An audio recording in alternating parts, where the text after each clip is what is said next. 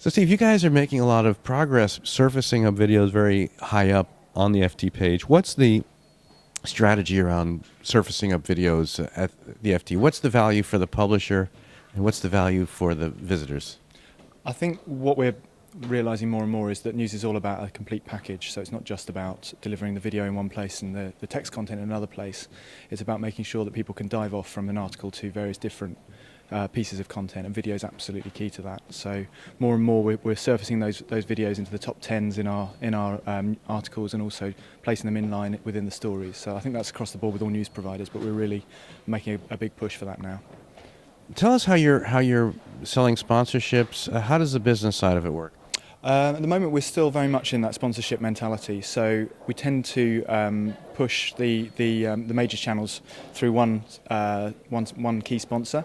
But more and more now, we're getting people who are more interested in buying on a CPM basis. So we're still very obviously very keen on both models, but and we do see a lot of interest for sponsorship because the key brands that we have within our portfolio, so things like View from the Top, which is our CEO interviews, it's very attractive for one advertiser to own that whole piece.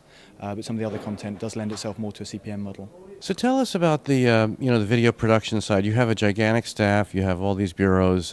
Give us a little bit of idea about the whole production scenario. So I think we're moving from a core group, which we've had for a little while now, who produce all the videos, really kind of own that, and then tend to interview some of the journalists around the newsroom to really kind of a slightly more federated approach, where those guys are still producing the bulk of the content, but we can start to enable other journalists, both in the UK and outside in our bureau and in our main offices in Hong Kong and New York, to produce the video. And one of the great things about having these offices is we can really sort of pass the baton from one to the other. So we can start the news in Asia, and we can move it through the UK and then back to the US throughout the news day. So really create that kind of coherence throughout the day.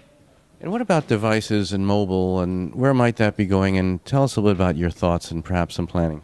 So we're actively in the process of enabling our video for the Apple platforms and also for other mobile platforms, and we're hoping in the next few weeks that we'll be able to deliver to our iPhone app and also to our mobile website and to some future products for mobile, which we're in the process of developing at the moment.